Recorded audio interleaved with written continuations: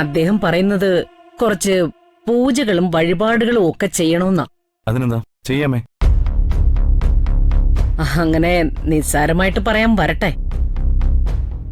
മക്കളിൽ ആരെങ്കിലും ഒരാൾ 10 ദിവസത്തെ കഠിന വ്രതമെടുത്തിട്ട് വേണം പൂജ ചെയ്യാൻ.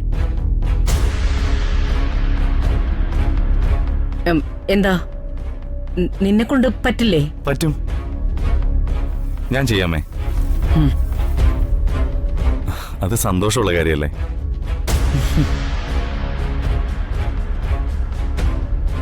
അല്ല, ഏട്ടന് എന്തെങ്കിലും ബുദ്ധിമുട്ടുണ്ടെങ്കിൽ വ്രതം ഞാൻ എടുത്തോളാം. അത് വേണ്ട. എനിക്ക് നിന്നെ അത്ര വിശ്വാസം പോരാ. നാട് നീളം നടക്കുന്ന നീ എങ്ങനെയാ വ്രതം പിടിക്കുന്നത്? വ്രതം ഞാൻ എടുത്തോളാമേ. അതില് ഇനിയൊരു കൺഫ്യൂഷൻ വേണ്ട. ഇന്ന് തന്നെ ഡൗൺലോഡ് ചെയ്യൂ. കാണൂ നിങ്ങളുടെ ഫേവറേറ്റ് ഷോസ്.